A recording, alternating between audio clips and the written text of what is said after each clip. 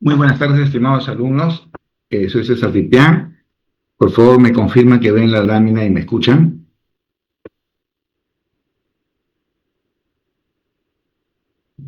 Gracias, Kevin. Bien, el tema de hoy día es la displasia del desarrollo de la cadera. Este nombre ha sido acuñado en los últimos años, en la última década, porque antes lo llamábamos luxación congénita de cadera. Y ese nombre induce el error, porque nos hace creer que la cadera está luxada cuando nace. Y no es así. Por eso, ya se cambiaron los nombres, los sílabos ya no aparece con este nombre de luxación congénita de cadera, sino su nombre real que ahora tenemos, que se llama displasia del desarrollo de la cadera. ¿De qué se trata? De que los pacientes nacen con alteraciones anatómicas, morfológicas, tanto óseas como de partes blandas. Entonces, estas alteraciones anatómicas van a predisponer que con el paso de las semanas, ¿no?, después del nacimiento, la cadera sea inestable, se subluxe o se luxe. Entonces vamos a tener que estos pacientes no están como normalmente con el acetábulo cóncavo. El acetábulo normalmente es cóncavo y contiene a la cabeza femoral. En la displasia de desarrollo de la cadera nacen con esta malformación morfológica, anatómica, en que el acetábulo, lejos de ser cóncavo, es plano. De tal manera que va a permitir que la cabeza sea inestable, se subluxe o se luxe por acción de los músculos pelitrocantéricos que lo traccionan y hace entonces que se salga la cabeza del acetábulo. No van a nacer, sino en la semana siguiente, los días siguientes, la siguiente o en el mes siguiente. Entonces nacen predispuestos a luxarse y si no lo tratamos, se van a luxar. De allí entonces el buen nombre que ahora tiene de displasia del desarrollo de la cadera. Bien. En cuanto a la epidemiología, es la malformación congénita más frecuente de todo el esqueleto. La displasia de desarrollo de cadera se presenta en 2 por cada 1000 recién nacidos vivos. El más frecuente en género femenino que en el masculino, 6 a 8 veces más frecuente. La raza blanca es la más afectada y muy raro en la raza negra o amarilla. Nosotros mestizos estamos al medio. Se afecta con mayor frecuencia la cadera izquierda, 60% de los casos, 3 veces más que la derecha, el 20%.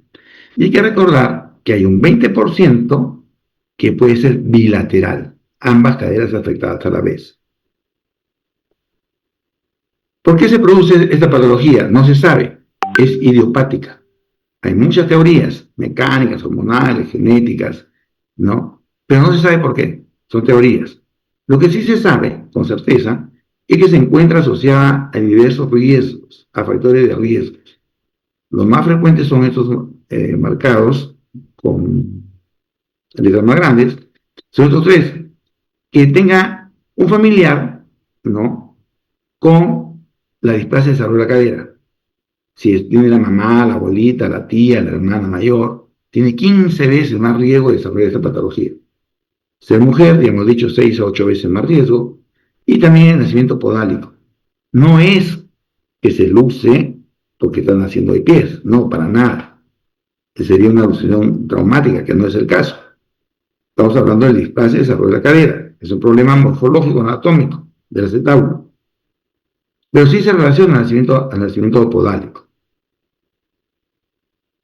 Los factores menos frecuentes es el hijo mayor o la hija mayor, los productos gemelares, ¿no?, o múltiples, mellizos, trillizos, como otras alteraciones congénitas, tortícolis, metatarso adulto congénito, estalos, o el oligohidráneos. ¿Cómo hacemos el diagnóstico? El diagnóstico va a ser fundamentalmente clínico. Estamos hablando de recién nacidos. Estamos hablando de pacientes que ustedes van a atender, que ustedes van a ser los primeros en verlos. Cuando hagan pediatría, neonato en específico, le van a enseñar que hay que hacer varios exámenes al recién nacido. Le medimos el perímetro cefálico, ¿no?, para descartar hidrocefalia, si no tiene un perforado, etcétera, etcétera, etcétera. Uno de ellos que tienen que aprender es buscar el signo de Ortolani, porque no va a dar el diagnóstico de la malformación congénita más frecuente del esqueleto. ¿En qué consiste el signo de Ortolani? Al recién nacido se le coloca en el decúbito dorsal con las caderas y las rodillas flexas 90 grados. El examinador, o sea, ustedes, van a fijar el muslo con su dedo pulgar en la parte interna del muslo y el dedo medio a la altura del trocánter mayor. Lo agarra como una horquilla al muslo.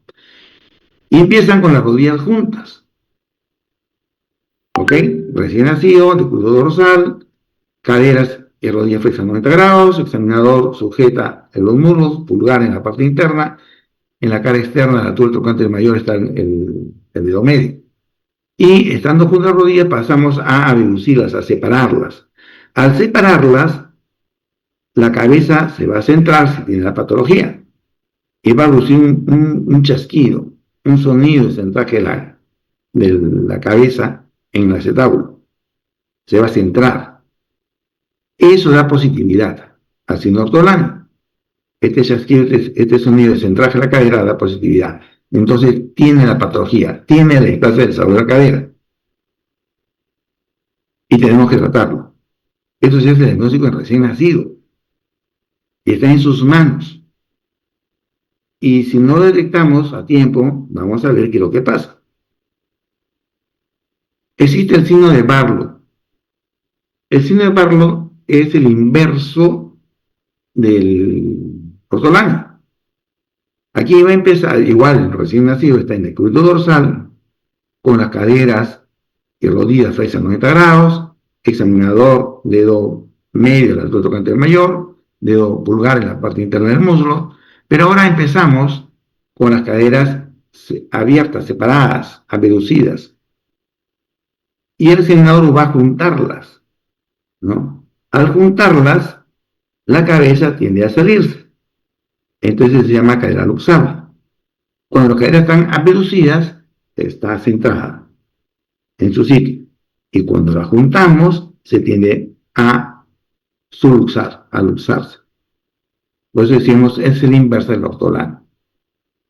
El signo gol estándar es el signo Ortolani. Se da en recién nacido, sobre todo en el primer mes. Se llama recién nacido desde que nace hasta el día 28. A eso se llama recién nacido, ¿no? Hasta los 28 días es un recién nacido.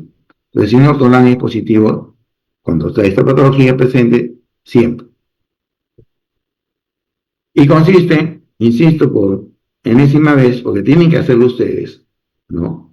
Cuando hagan sus prácticas en pediatría, cuando van a, o en género de risa, van a atender, nace el bebé, atender el parto, y van a ver cómo al niño y le buscan el signo Ortolani, ¿no? Decúbito dorsal, caderas y rodillas flexas 90 grados, examinador pulgar en la parte interna del muslo, el dedo medio a la altura del trocánter mayor, y separamos las cadera, la cabeza que está, ¿no? Subluxada, se va a centrar y da ese chasquido al reducirlas. Bien, existe también un signo que se llama la asimetría de pliegues. Podemos ver que no están los pliegues simétricos. El pliegue glúteo aquí es bien marcado, profundo, y en el otro lado no. Hay un pliegue en la mitad del muslo, en el otro lado no lo hay. Esta asimetría de pliegues no es útil para el diagnóstico. No sirve absolutamente para nada, ni para decir que tiene la displasia del desarrollo de cadera, ni para decir que no tiene. Porque existen pacientes con asimetría de pliegues y sus caderas normales, o a la inversa, tener muy simétricos y tener la enfermedad. Entonces, este signo de simetría de pliegues no es útil ni para frenar ni para descartar la patología. No sirve. Algunas mamás lo llevan porque, mire, ve, no son iguales. Hay que buscar el signo Ortolani. Bien. Cuando ya el niño ha crecido, ya no es recién nacido, ya tiene 3 meses, el signo Ortolani en Barlow ya desaparece. No existe. ¿no? El primer mes es el óptimo. El segundo mes va viendo menos, a partir del tercer mes ya no existe ortolan. No es que no tenga la patología, la tiene, sino que ya no hay la forma de buscarlo con el signo ortoláneo. Hay que buscar otro signo, porque ese signo ya no se presenta. ¿Y cuál es el otro signo? El signo se llama la limitación de la reducción. Cuando el paciente ya tiene más de 3 meses. De 3 a 6 meses, el signo que debemos buscar es la limitación de la abducción. Normalmente uno debe reducir mínimo 60 grados, ¿no? En este caso tenemos 80 grados normal. Pero acá reduce solo 40. Está limitada la reducción. Este paciente tiene la patología. Hay que seguir examinando más cosas. ¿Qué otro signo tenemos? Estamos en la parte clínica, todavía no vamos a los exámenes auxiliares. Porque aquí deberíamos tener un examen auxiliar. Pero ya vamos sospechando, ¿no? Que no abduce, tiene algo en la cadera. El signo de Galeazzi. El signo de Galeazzi es el acortamiento de una extremidad. Entonces, como a esa edad, estamos hablando de ya más de 3 meses, lo más probable es que se ha luxado la cadera. Al luxarse, el fémur retrocede, se hace más corto. Entonces, el signo de Galeazzi es el acortamiento. Podría existir que las dos extremidades sean de la misma longitud y tener la luxación congénita de cadera. ¿Podría eso ser posible? A ver, ¿quién me ayuda? Vamos a buscar aquí. Alexandra Chávez, ¿me escuchas?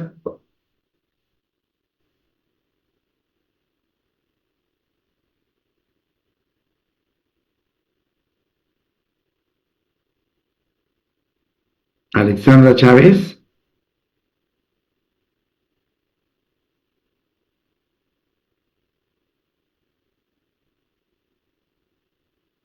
no me escucha Alexandra. Ah, sí me escucha, pero no te escucho. Bueno, ¿alguien quiere opinar? Puede existir que tenga las dos extremidades del mismo tamaño y sí tener la patología, sí estar luxada la cadera. ¿Es posible eso?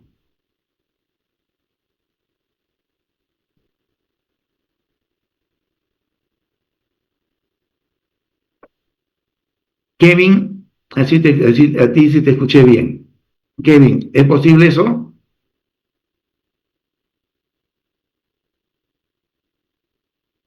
Eso, muy bien, perfecto, Kevin. Estás atento, muy bien. Por supuesto que sí, pueden estar las dos del mismo tamaño, porque las dos están usadas. Ese 20%. Excelente, Kevin. Me está siguiendo. Es un tema para mí en las clases virtuales porque no los veo. Bien, seguimos. ¿Dónde estamos? Mi cursor, mi cursor. Ya está mi cursor. Otro signo, cuando ya van creciendo, están de más edad, es el signo de telescopaje o pistoneo. Consiste en fijar la pelvis, el examinador fija la pelvis y lleva la extremidad hacia atrás o abajo y hacia adelante o arriba. Y derecha, podemos decir arriba y abajo. Y entonces, como la cadera está fuera del acetábulo, va a subir y bajar el muslo. A esto se llama telescopaje o pistoneo.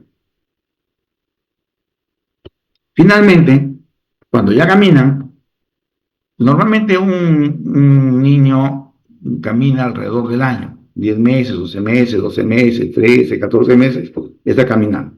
Es lo normal. Cuando uno tiene este problema de la luxación congénita de cadera, no ya se luxó, no camina al año, camina al año y medio. Y si tiene las dos caderas, camina aún más tarde, ¿no? Casi a los 2 años. Y esa es la razón por la cual la lleva la mamá al médico. Y le dice, doctor, no camina, ya tiene 1 año y medio, ¿no? Y no está caminando. Cuando caminan, tienen el signo del tren del embudo. ¿Qué es el signo del tren del embudo? A ver, a mí se me hace difícil explicarlo en esta figurita, pero si ustedes están atentos, de repente puedo explicarlo. La idea es que se va a examinar la extremidad que se apoya.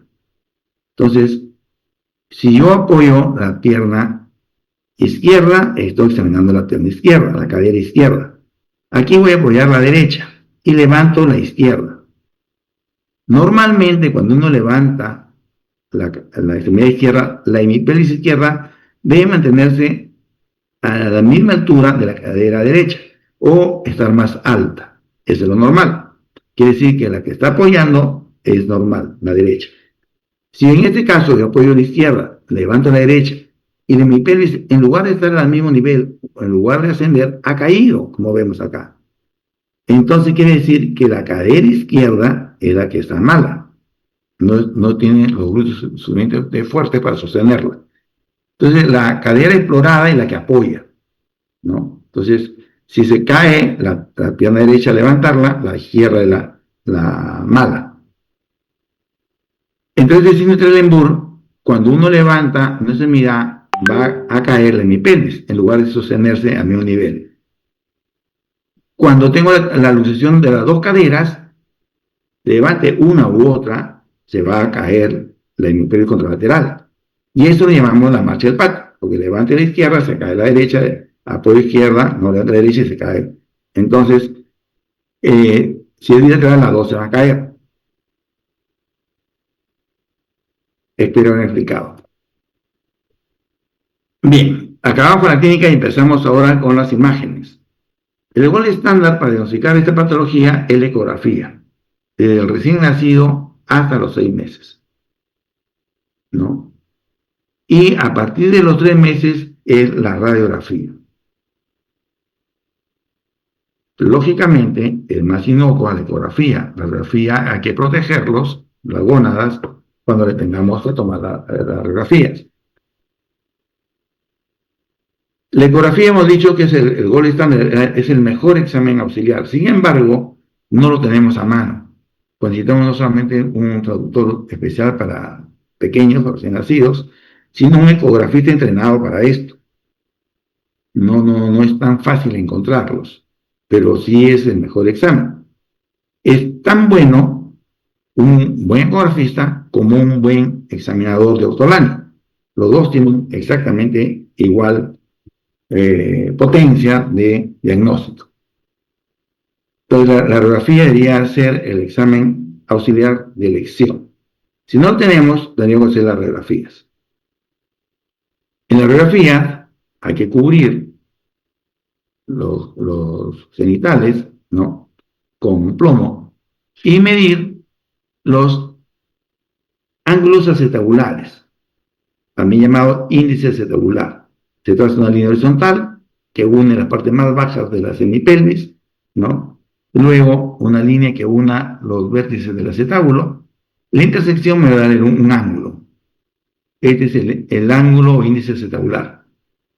Y en recién nacidos debe ser menos de 35 grados. En recién nacido. Conforme va creciendo, este ángulo va disminuyendo. Y llegando a los 2 años debe medir menos de 20 grados. ¿No? Existen tablas para poder recordar, dependiendo del género, femenino o masculino, cuál es el ángulo acetabular. Esto se ha solucionado muy fácilmente con las ecografías, pero si no tenemos que recurrir a la radiografía. Cuando tenemos ya 6 meses, ¿no? La radiografía sí es muy útil, porque aquí tenemos a los 6 meses la formación del núcleo de ossificación de la cabeza femoral. A los 6 meses ya tiene que verse. Y hacemos el esquema de Bredaine o Perkins. ¿Qué consiste? Esa línea horizontal, ¿no?, que une las partes más bajas de los ilíacos, que se llama la línea de Bredaine, y una perpendicular se traza por el borde más externo del acetábulo. Y entonces tengo 4 cuadrantes, igual al otro lado, ¿no? Entonces, estos 4 cuadrantes van a servir para ubicar a la cabeza femoral. Normalmente la cabeza femoral está en el cuadrante inferior interno, es lo normal. Pero si la cabeza está en el cuadrante inferior externo, estará subluxada. Y si está en los otros cuadrantes, estará luxada. Entonces, para esto nos sirve el esquema de Bredaine. Para saber si la cabeza está en el cuadrante inferior interno, es normal, y está fuera de él, va a ser subluxada o luxada.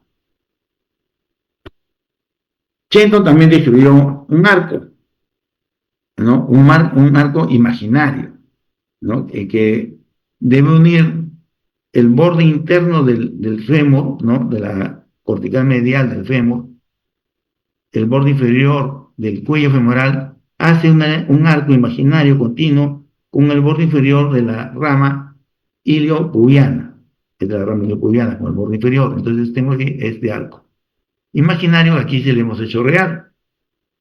Eso es lo normal, el arco de Shenton. Cuando existe la luxación, este arco se interrumpe, se rompe. Entonces, cuando tenemos la ruptura y el arco de Shenton, pensamos en la luxación congénita de cadera.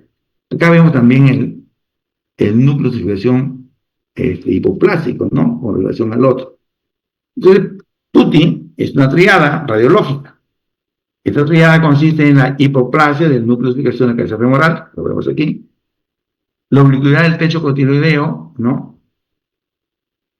Más abierto el ángulo, acá lo veo más cóncavo, y la separación o diastasis externa a la extremidad superior del fémur, la distancia que existe entre el fémur proximal y la pelvis es mayor del lado luxado que del lado sano. Signos radiológicos, ecográficos, la clínica, ya tenemos el diagnóstico. Pasamos al tratamiento. El tratamiento va a depender de varios factores. El más importante es la edad de presentación. No es lo mismo tratarlo en recién nacido que a los 8 meses, que al año y medio. Va a depender de la edad de presentación. Si la cadera se puede reducir o no, que si una vez reducida la cadera está estable, no se queda dentro del acetábulo, y el grado de displasia del acetábulo, qué tan cóncavo o no lo es este acetábulo. Entonces empecemos con los recién nacidos, que es el momento que debemos diagnosticarlo. Entonces está en la responsabilidad de ustedes el futuro de este desarrollo del niño. En el recién nacido tenemos que hacer el diagnóstico. Y si hacemos el diagnóstico en el recién nacido hasta los 6 meses, el arnés de Pavlik, que es colocado por el ortopedista, ni siquiera por el traumatólogo, sino por el ortopedista, va a tener excelentes resultados, ¿no? Entonces va a permitir el movimiento de las caderas en cierto rango. Y ese arnés lo que está haciendo es mantenerlo mañana, tarde y noche en abducción a las caderas. Recuerdan cuando hacíamos el signo de Ortolani, al abducirlo, centrábamos la cabeza. Entonces aquí está centrando la cabeza. ¿Y para qué se centra la cabeza? Porque la cabeza, en contacto con el acetábulo, lo estimula para que en lugar de seguir desarrollándose plano, se haga cóncavo. Entonces el estímulo de la cabeza al acetábulo hace que se haga cóncavo y vaya formándose esa concavidad y contener a la cabeza femoral. A ver, regresamos rapidito al inicio, aquí. Si el acetábulo está plano, ¿no? Y le abduzco la cadera y ofrezco la cabeza al acetábulo, este estímulo hace que el acetábulo se desarrolle cóncavo. Y si contiene la cabeza ya no se va a luxar. Esa es la idea, entonces, de mantener las caderas en abducción. Con este arnés de Pavlik, simulando el signo de Ortolani, ¿no? Para ofrecerle la cabeza al acetábulo. Lógicamente se va a decir, pero doctor, si estamos en el CERUN y usted nos está entrenando para médicos generales, ¿qué Pavlik vamos a tener? ¿No? Y sí, pues no tienen, entonces ¿qué hacemos? Mantenemos las caderas en abducción con pañales anchos, ¿no? Pañales doble, triple, pañal, para que mantengan las caderas separadas. Y así lo puedan referir al centro de mayor resolución para que el especialista, ¿no? Con la ecografía, con las radiografías, verifiquen esta patología y pueden hacer el tratamiento ya adecuado con el arnés de Pavlik. Hay otros tipos de arneses, hay varios arneses. El Tübingen también está mencionado en su texto, pero existen muchos otros de Fresca, pero el más usado es el de Pavlik. ¿no?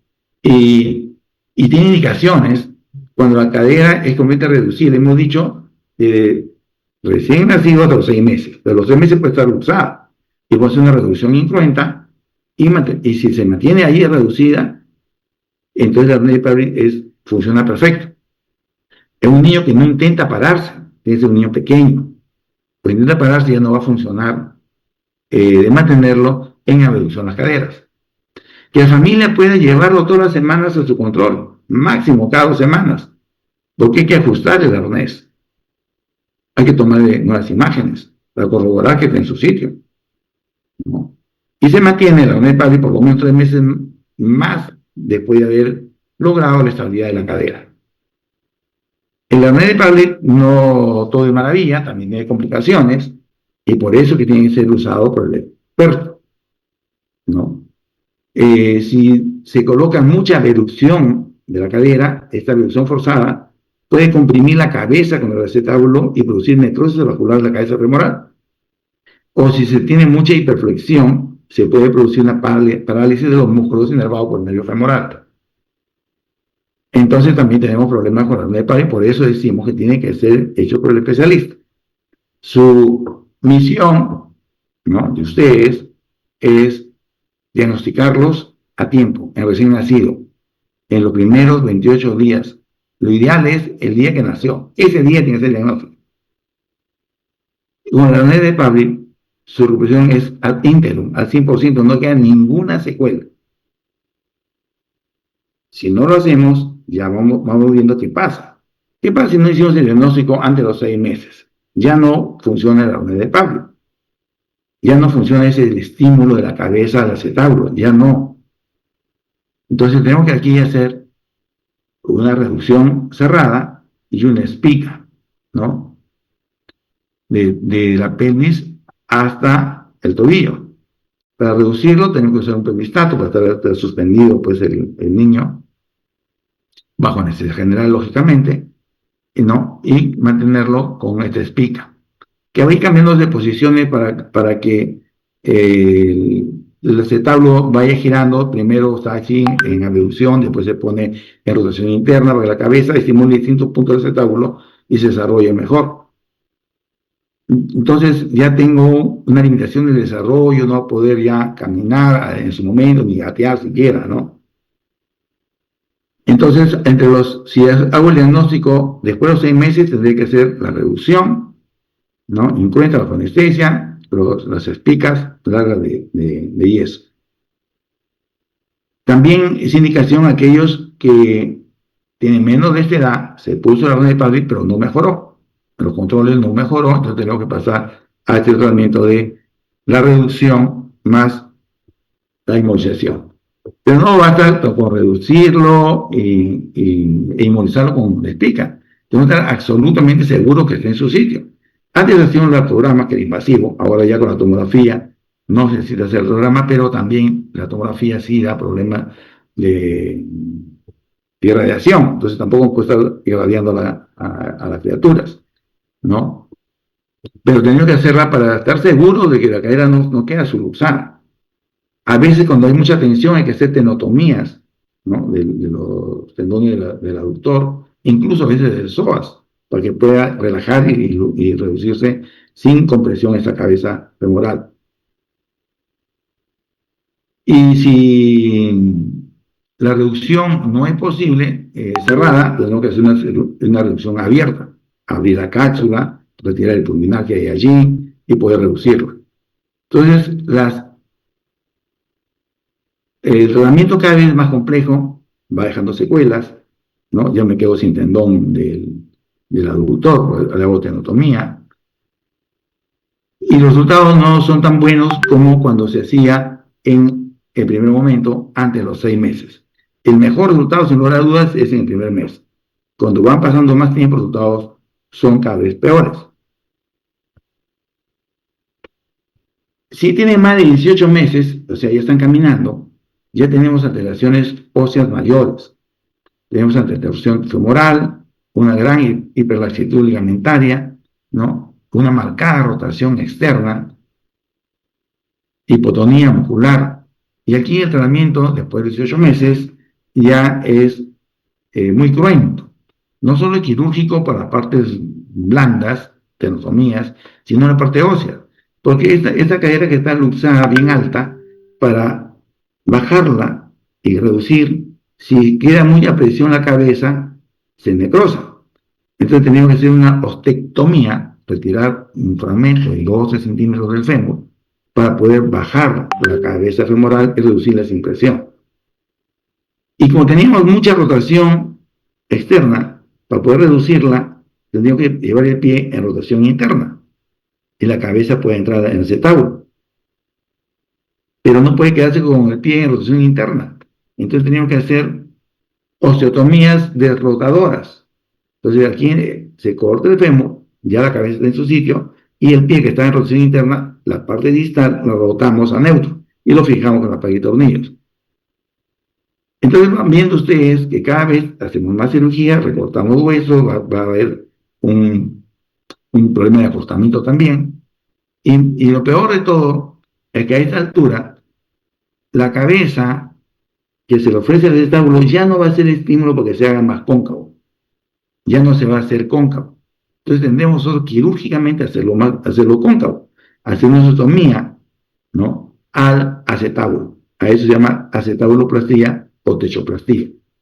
Y hay distintos tipos, ¿no? Entonces, no hay cobertura de la cabeza, entonces se hace una osteotomía, se baja una parte y aquí se rellena con un injerto que se toma la cresta ilíaca, ¿no? Y se fija con unos pines. Otra cirugía que se hace alrededor de todo el acetábulo y se gira todo el acetábulo, que no vienen al caso, ¿no? Pero lo que quiero mostrarles es que cada vez las cirugías son más grandes y los resultados cada vez son peores. De tal manera que tenemos que hacer el diagnóstico muy precoz, en recién nacido. Allí es el momento que tan solo tenemos que abducir las caderas y mantenerlo con su arnés. Conforme va creciendo, ¿no? En edad, crecen también las deformaciones. Y tenemos que ir haciendo reducciones. Si la reducción no es posible hacerla sin mucha presión, tenemos que hacer tenotomías en las partes blandas, ¿no? Después habrá que hacer osteotomías, tanto en el fémur como en el acetábulo. Y como le digo, cada vez a más cirugía, peor resultados. ¿Hasta cuándo podemos operarlo? Si tengo bilateral las caderas, hasta los 8 años. Después de los 8 años los resultados son tan malos que no vale la pena operarlos y hay que esperar a que tengan la edad adulta. Cuando es de un solo lado sí, se puede hacer hasta los 11 años. Pero una vez más, los resultados no son buenos, ¿no? Y como le digo, después de los 8 años en bilateral o de 11 años en unilateral, son tan malos que es mejor dejarlos que vayan a adulto y trataremos la artrosis del adulto, ¿no? Como la cadera se ha ascendido, hay un acortamiento y esto hace que la columna pues haga una escoliosis compensadora y para evitar esto habría que poner un alza en el zapato y no tener la escoliosis compensadora. ¿Y en adultos qué hacemos? En los adultos hacemos las artrodesis, porque como la carie articular no está articulado con el cartílago del acetábulo, sino con el hueso ilíaco, se va a desgastar, va a ser una artrosis severa, va a tener mucho dolor y entonces tenemos que fusionar esta articulación. Pero cuando son de las dos caderas no puede tener dos artrodesis, porque si no, no podría sentarse, caminar, nada. Tendría dos caderas fijas. Entonces tendría que poner en una prótesis y en otra una artrodesis. Pero la prótesis no se debe poner en los jóvenes, ¿no? Claro, ¿qué podemos hacer? Debemos ponerle de joven la prótesis se va a gastar siendo muy joven y después tendrá que ir a una silla de ruedas. Y ese es el futuro que le espera si no hacemos el diagnóstico en el recién nacido. Este es el mensaje de hoy día. Tienen que buscar el signo de ortolanio. Y una vez encontrado, lo abducimos y lo transferimos para que le hagamos el tratamiento definitivo con su arnés. Bien, pasamos a la enfermedad de Perthes. Kevin, ¿alguna pregunta? Avanzamos entonces. La enfermedad de Pertes, que en realidad se llama la enfermedad de Legg-Calvé-Pertes, porque estos tres médicos hicieron la presentación, ¿no?, de esta patología por primera vez en el mundo, prácticamente a la vez, al principio del siglo XX, y lo curioso pues que cada uno lo hizo en su país, ¿no? Legg es un norteamericano, Calvé es un francés y Pertes es un alemán. Y cada uno en su país, en su congreso respectivo, describieron la misma patología. Por eso es que la enfermedad se llama Legg-Calvé-Pertes, aunque más se conoce como la enfermedad de Pertes, ¿no? Tal vez el lema fue más marquetero.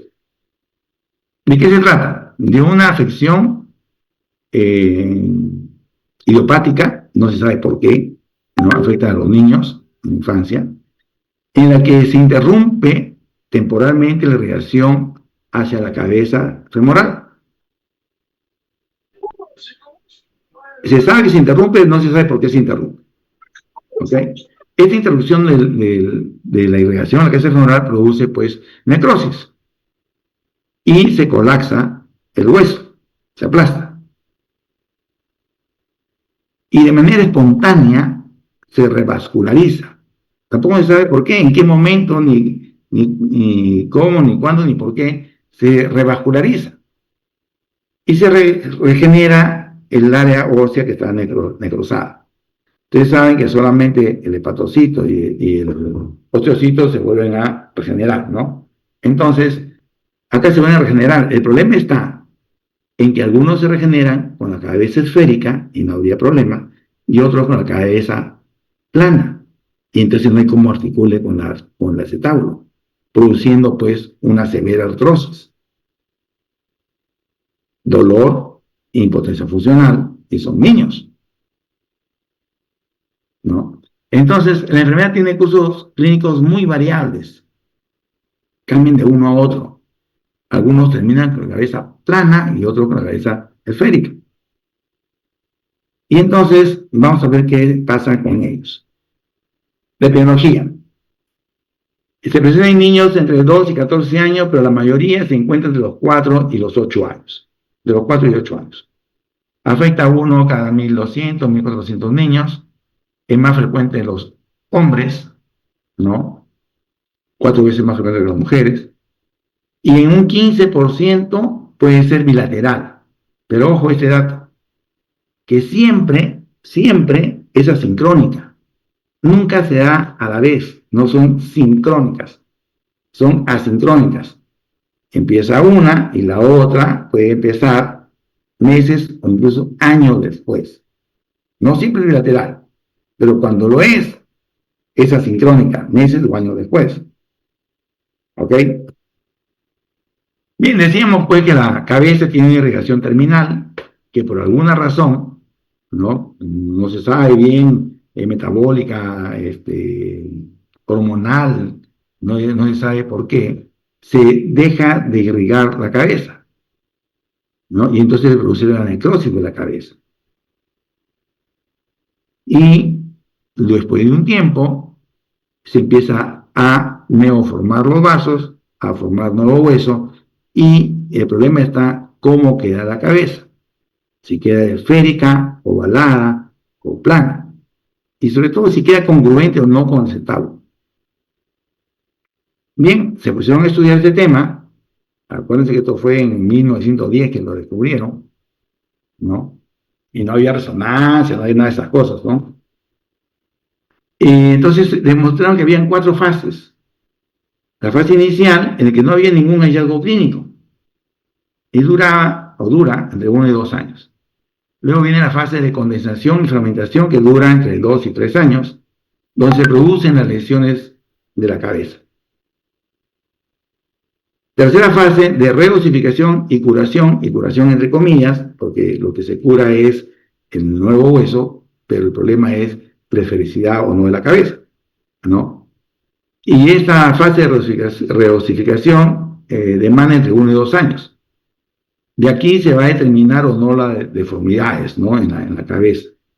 Y la fase residual, donde ya terminó todo, y ahí recién podemos constatar si se reconstruyó normal o no esta cabeza, ¿no? Si se quedó esférica, ovalada o con grandes deformidades planas. ¿Cómo es la clínica? El curso es insidioso y progresivo, no hay ninguna sintomatología general que se asocie. Lo más habitual es que tenga una cojera discreta sin dolor. Cojea, ¿no? Y no le duele, es lo más habitual. La mayoría presenta este problema. Cojea y no le duele, si le toma una radiografía va a ser normal, ¿no? En otros casos, pocos, no lo frecuente, inician con dolor o cadera dolorosa, no cojera dolorosa, ¿no? Pero lo habitual es que sea sin dolor. Una cojera discreta y sin dolor, es lo habitual. Y cuidado, que hemos dicho que la cadera no siempre duele en la ingle. De repente, este niño dice, me duele la rodilla, me duele la cara interna anterior del muslo. Y lo examina la rodilla, el muslo no tiene nada, el problema está en la cadera, el dolor referido. Siempre que le duele la rodilla y no encuentra nada, piensen, es la cadera. El dolor puede incrementarse o presentarse en actividades físicas y suele ceder con el reposo. Es un dolor mecánico, ¿no? Mayor actividad física, más dolor, reposo, disminuye el dolor. Dolor tipo mecánico. En el examen clínico, la cojera, como hemos dicho, puede ser antálgica. La atrofia muscular del cuádriceps es algo importante porque sí dice sufrimiento, ¿no? De la extremidad. Si se atrofia el músculo es por desuso. Entonces, porque algunos dicen, no, no quiere ir al colegio, se hace el enfermo, no. La atrofia del cuádriceps es un signo que demuestra que sí hay afección. Existe limitación para la rotación interna y la reducción de la cadera. Este es algo muy importante cuando hay problemas en la cadera. Se limita la rotación interna, sobre todo. Entonces, cuando queremos ver si está afectada la cadera, rotemos interno, ¿no? Miramos el cuádriceps, si hay hipotrofia, rotación interna está limitada, sí hay problema en la cadera. En la fase de sinovitis, la menor flexión y rotación interna de la cadera provoca dolor intenso cuando hay inflamación de la sinovial. En las etapas tardías presenta dismetría, ¿no? Aparente, sea una pierna más larga que la otra, por contracturas de los aductores o porque ya se colapsó la cabeza femoral. Bien, Caterham estudió mucho este tema hace muchos años y él dijo que existe en la cabeza en riesgo, pues no se sabe cuál va a ir bien y cuál va a ir mal. Entonces, Caterham se dio cuenta que habían condiciones clínicas que me hacían presumir que iban a tener un mal pronóstico. Y dio estos 4 ítems clínicos, que si tiene una pérdida progresiva en movilidad articular, eso es una cabeza en riesgo, esta cabeza va a ir mal, ¿no? Que si hay contractura en aducción de la cadera, también esa es una cabeza en riesgo. Si se produce una flexión espontánea al realizar la aducción parcial de la cadera, también cabeza en riesgo.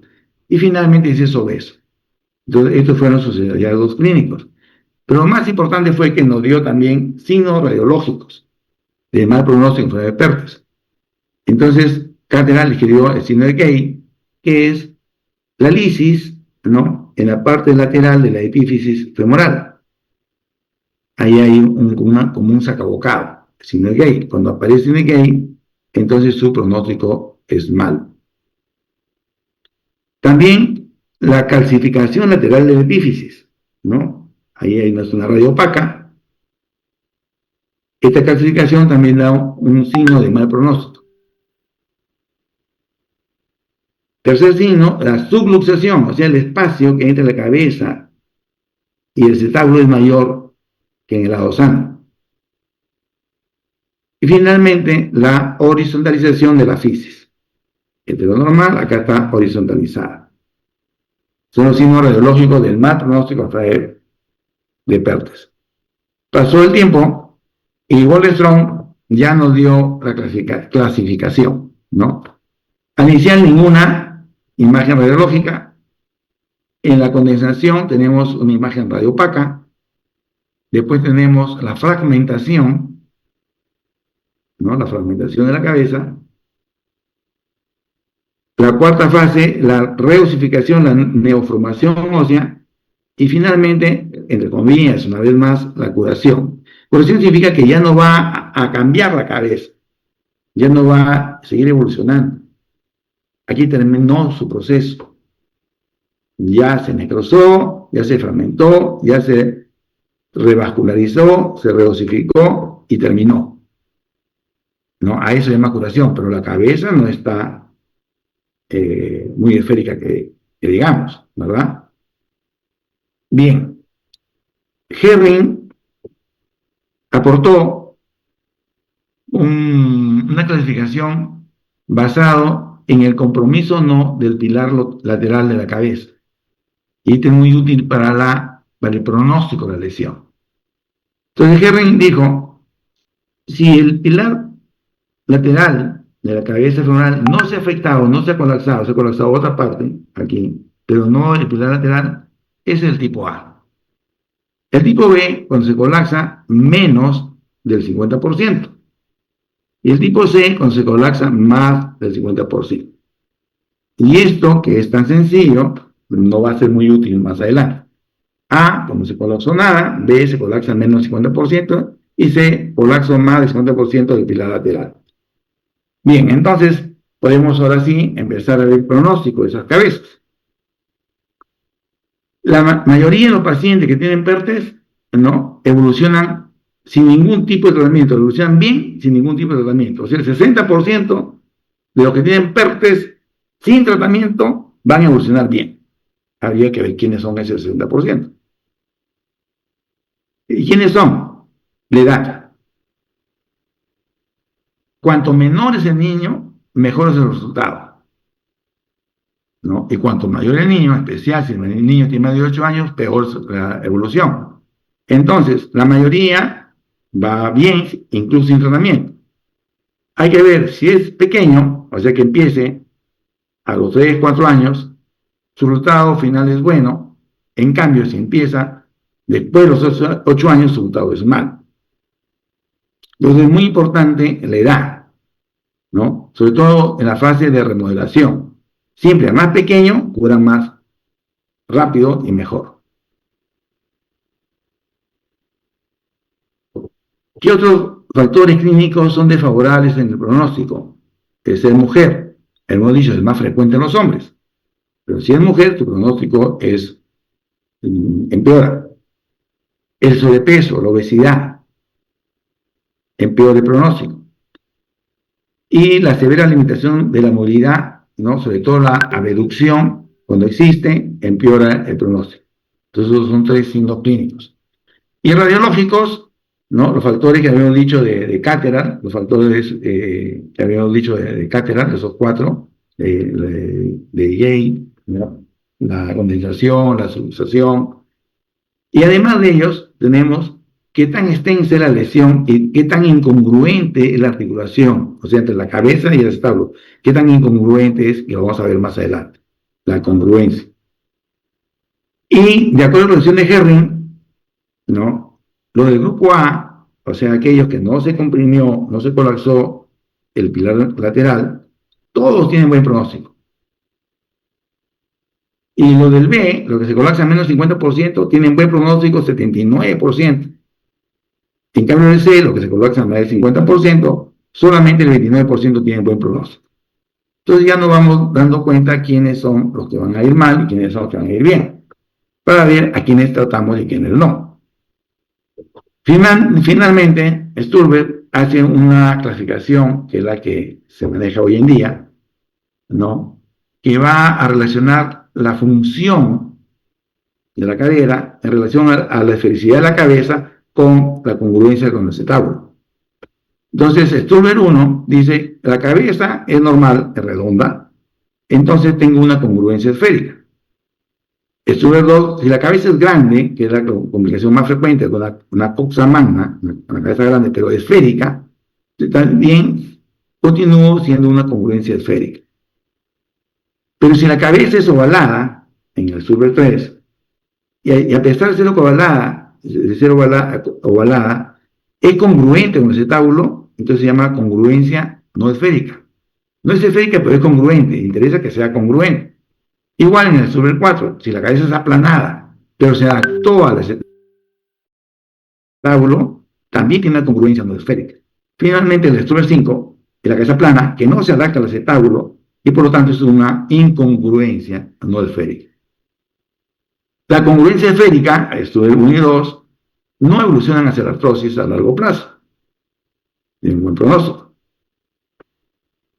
La 3 y 4, o sea, la congruencia no esférica, sí van a la artrosis, pero a una artrosis leve o moderada a largo plazo. Y solamente la incongruencia no esférica, ¿no? La cabeza plana que no se adapta al acetábulo, ¿no? En pacientes que inician tarde, evoluciona una artrosis severa y precoz. Entonces, Sturner, en dibujo, es más fácil de explicarme. La cabeza, una esfera normal, congruente esférica, ¿no? En el tipo 2, la cabeza es grande, cabeza magna, pero esférica, entonces ambas son congruencias esféricas. El tipo 3, la cabeza es medio ovoidea, pero con una congruencia del acetábulo, entonces es una congruencia no esférica, igual con la plana, pero congruente con el acetábulo, congruencia no esférica. Nunca van a las artrosis severas, la 1 y 2, van poco, las 3 y 4, y la 5 la que siempre va a la artrosis severa, la que son planas no congruentes con el acetábulo, esas son las incongruentes. Bien, entonces, recapitulando, los pacientes menores de 6 años y del grupo A tienen buen pronóstico, todos ellos. Los pacientes mayores de 8 años del grupo B y C tienen mal pronóstico.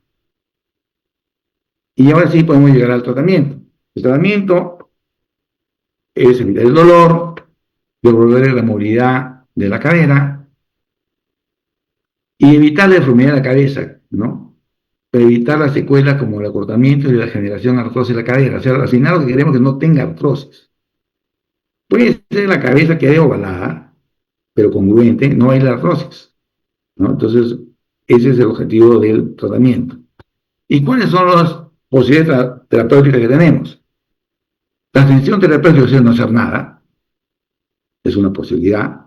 El tratamiento sintomático, analgésicos, ¿no? Tratamiento de la movilidad articular, tratamiento, o sea, terapia física, los ortésicos, inmunizadores y el tratamiento quirúrgico. ¿A quién le vamos a hacer esos tratamientos? Los pacientes del grupo A de Herring, o sea, aquellos que no se colapsó nada, el pilar posterior, hubo un colapso de otra parte de la cabeza, que es la que no apoya en el acetábulo, tienen un pronóstico excelente. Por lo tanto, ningún tratamiento, no damos ningún tratamiento. Al equipo A, a lo que no se colapsó, el pilar posterior. Los del grupo B, menores de 8 años, ¿no? Tienen un pronóstico favorable, por lo tanto, solo requieren tratamiento sintomático, analgésicos. Tipo B, lo que se ha colapsado, menos del 50% de ese pilar lateral. Los del B, mayores de 8 años, y los del C, sí deben ir a tratamiento quirúrgico, ¿no? Osteotomía varizante, se hace un corte en el cuello, se cambia la orientación de la cabeza, se hace una varización, ¿no? Y entonces a estos pacientes se le mejora bastante por osteotomía varizante. Y así la cabeza no se le deforma, porque cambiamos el punto de apoyo. Y en los mayores de 8 años, ¿no? Se le hace techoplastía. Se le cubre la cabeza con el acetábulo, para que sea congruencia. Entonces, tenemos que evaluar qué tipo de paciente es, basándonos en la clasificación de Herring. GRA, ningún tratamiento, van a ir todos bien. B, y son menores de 8 años, solo sintomáticos. Y los B, mayores de 8 años, y los del grupo C, van a ir a osteotomía varizante, y los mayores de 8 años, de TC, van a ir a techoplastía, para hacer congruencia a esta articulación. Finalmente tenemos la epifisiólisis de la cabeza femoral. ¿Qué es la epifisiólisis? Es el desplazamiento progresivo de la cabeza femoral hacia atrás y a la parte inferior de la cadera, ¿no? ¿En quiénes? En adolescentes púberes. Existe desplazamiento del casquete. Este es el castillo de crecimiento, lo que está por encima del castillo de crecimiento, ¿no? Que vemos la cabeza, el cuello, cartílago y la otra parte de la cabeza. Aquí el cuello, perdón, el cuello, el cartílago y la parte de la cabeza. Esta parte de la cabeza se ha deslizado hacia abajo y hacia atrás. Eso se llama epifisiólisis de la cabeza. De presentación, el 80% en el brote de crecimiento de la adolescencia. En las niñas, antes de la menarca, antes de los 12 años, en los niños, antes de los 13.5 años. O sea, la mayor presentación se da a esta edad, donde están en el primer brote de crecimiento. Es más frecuente, 3 veces más frecuente en el hombre que en la mujer. Y también puede haber presentación bilateral. En un 20-30% van en las dos caderas. Y la mitad de ellos es a la vez, simultánea, sincrónica. Y la otra mitad es asincrónica. Factores de riesgos: la obesidad con maduración sexual retrasada, hipogonadismo, trastornos endocrinológicos. Está muy relacionado a la epifisiólisis, o epifisiólisis en realidad. También es idiopática, no se sabe por qué. Está relacionado a factores mecánicos, obesidad, resolución femoral, verticalización del castillo de crecimiento, y sobre todo a factores hormonales, hipogonadismo, hipotiroidismo, hipopituitarismo, déficit de vitamina D. Entonces, vemos cómo existe el desplazamiento. Si bien es cierto que los textos, y yo acabo de decir, que la cabeza se desplaza, en estricto senso, no es la cabeza que se desplaza. Ustedes ya saben que se desplaza siempre es el extremo distal. Siempre se desplaza el extremo distal. Entonces, la parte distal es esta parte del cuello, la metáfisis, no la cabeza. Entonces, la epífisis femoral se mantiene en el acetábulo mientras el fémur se desplaza antero y superiormente, que va hacia adelante y hacia arriba, por lo que la cabeza terminaría atrás y abajo.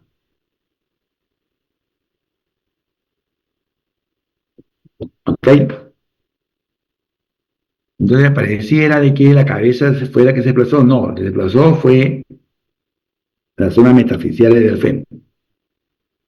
Y este deslizamiento va a continuar mientras la fisis permanezca activa, o sea, mientras tenga castillo de crecimiento.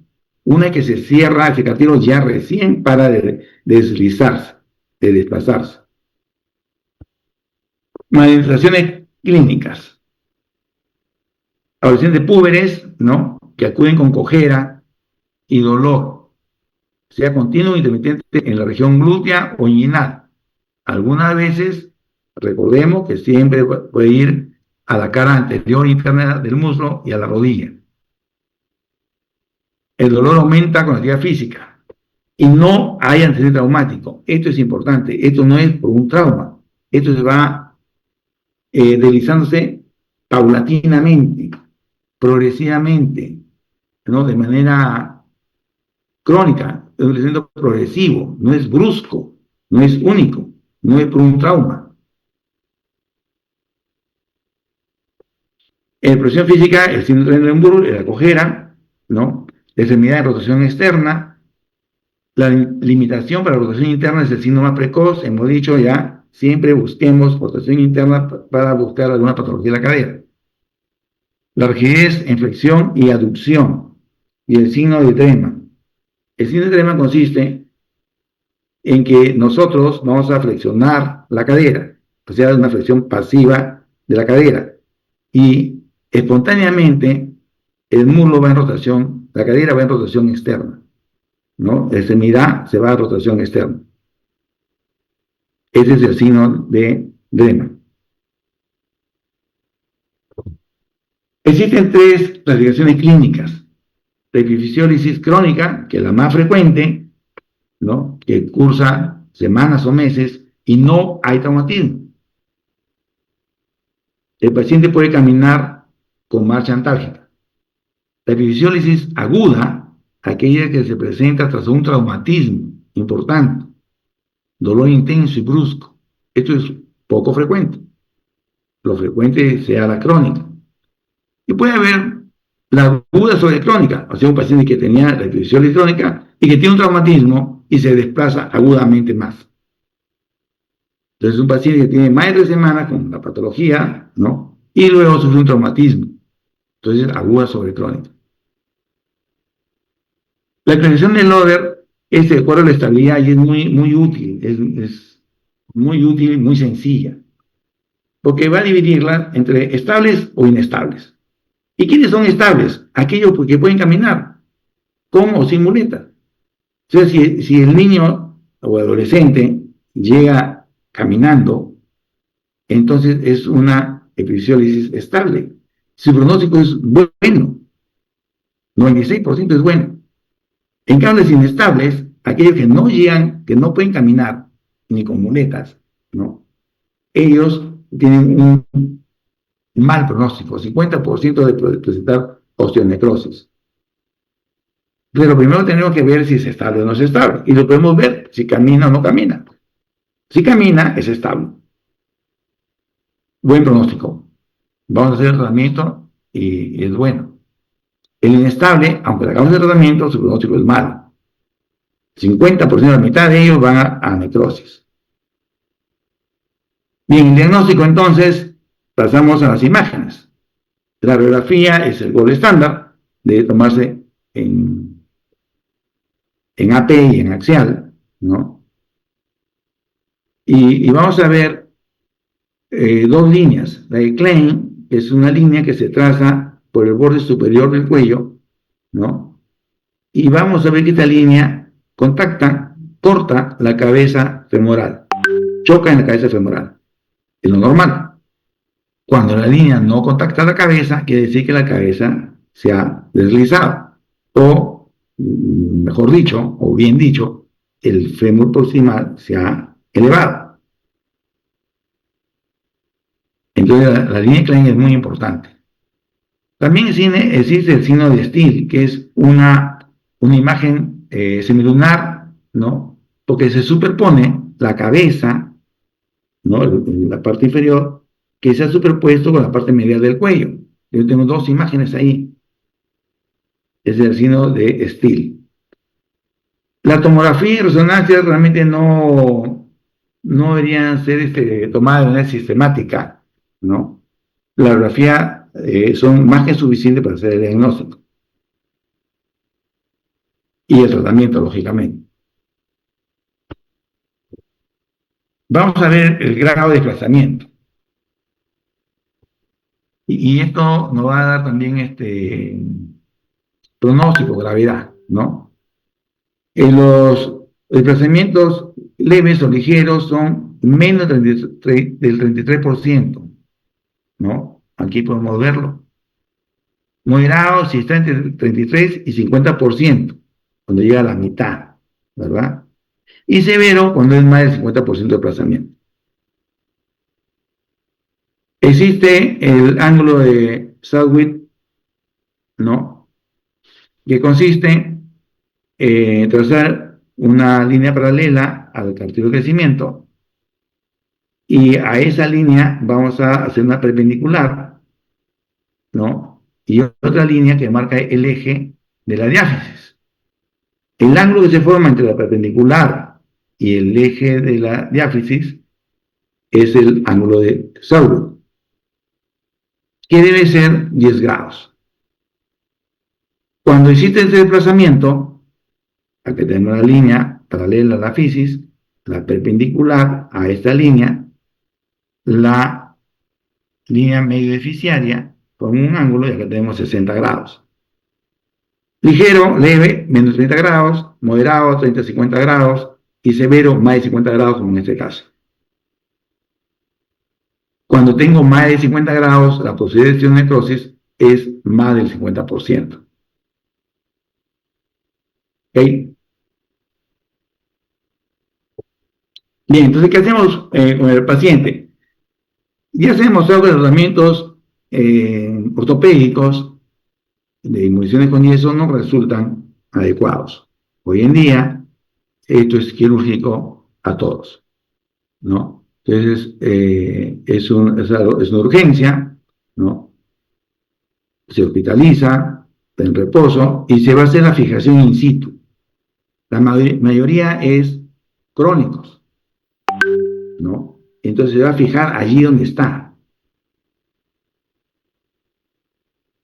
No se reduce, ¿no? No intentar reducción por manipulación en los casos estables o crónicos. Entonces, a eso yo iba. Primero vemos si es estable o no es estable. Si es estable, que la mayoría, que creo que la mayoría, lo que tengo que hacer es fijarlo ya, ¿no? Y se fija con unos tornillos canulados. Entonces, la idea es que el tornillo debe ir al centro mismo, ¿no? Entonces se usa un difusor de imágenes, algunos ya han entrado a hacer operaciones y han visto que tenemos ahí como un arco en C, ¿no? Que es un equipo de rayos X, que vemos en el monitor la imagen y ponemos primero un alambrecito, ¿no? Como guía, y si el alambrecito está en el sitio que queremos ponerlo, entonces a través de él pasa este tornillo. O sea, no hay que hacer otro agujero. Entonces, primero ponemos una guía, un alambre, aquí en el punto que creemos que ya se va a fijar. Lo verificamos tanto en el frontal como en el axial, siempre debe haber frontal y axial. Y si está en el sitio debido, en el centro mismo, entonces a través de ese mismo alambrecito pasamos una broca y luego el tornillo. Lógicamente la broca, el tornillo y el entornillador tienen un agujero que puede pasar el alambre, ¿no? Entonces hacemos la fijación in situ. La idea es estabilizar a la fisis y que consolide, que se cierre, para que no se siga progresando el desplazamiento.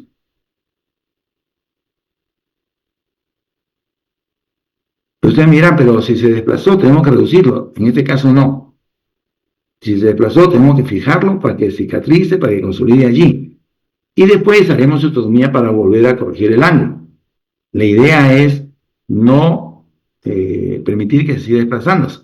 Si hacemos otras intervenciones de reducciones en estos casos crónicos, lo más probable es que tengamos necrosis. Entonces, el tratamiento es fijarlo in situ, no reducirlo, salvo que sean agudos. Si es agudo, sí, porque hoy se ha desplazado, hoy lo puedo acomodar. En los crónicos, no. Avanzamos. Complicaciones.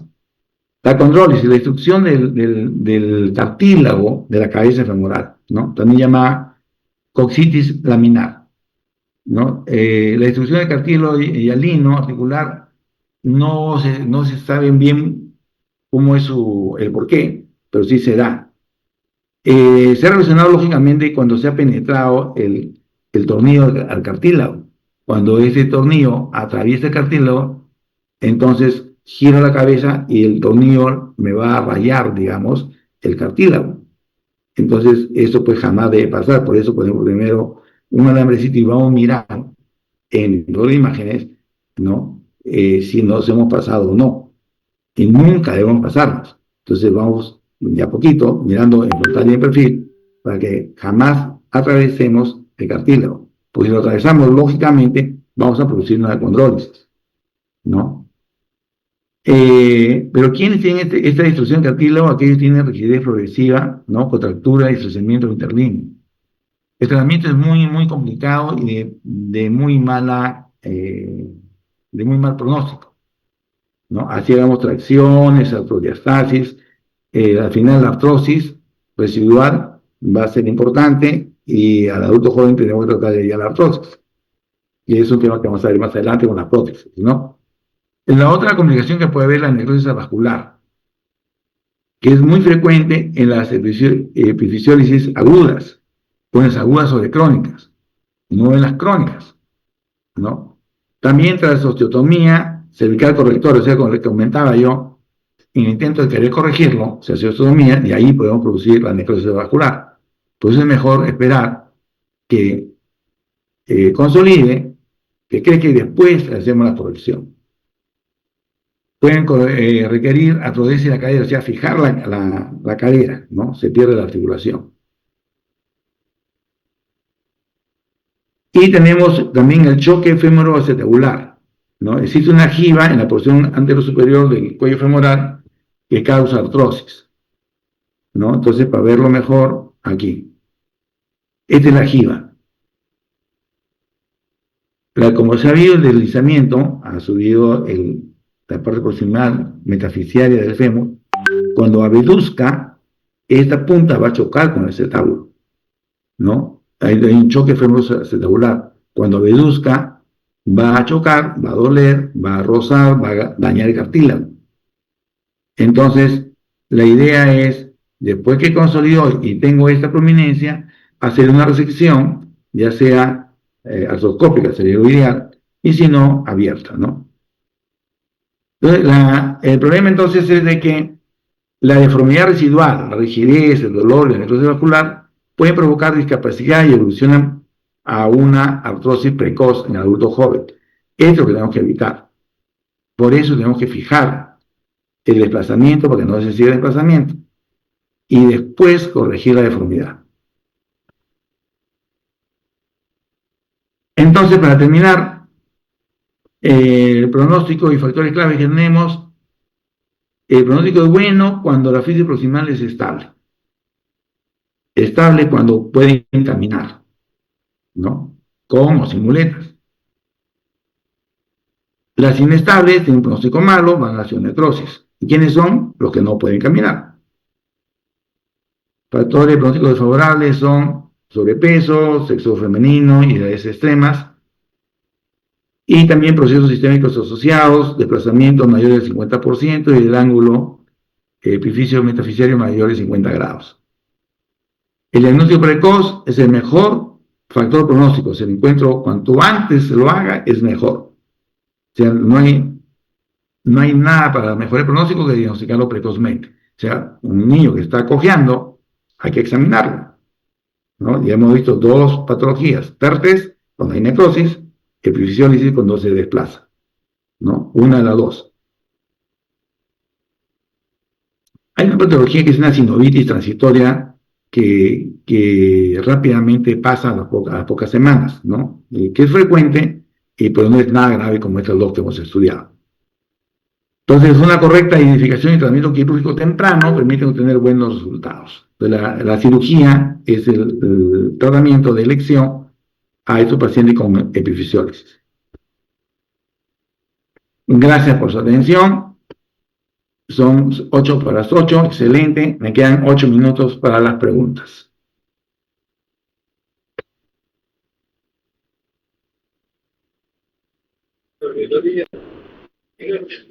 Buenas, mientras preguntan los alumnos voy a proyectar el QR, Doc, de la asistencia. Perfecto, doctor.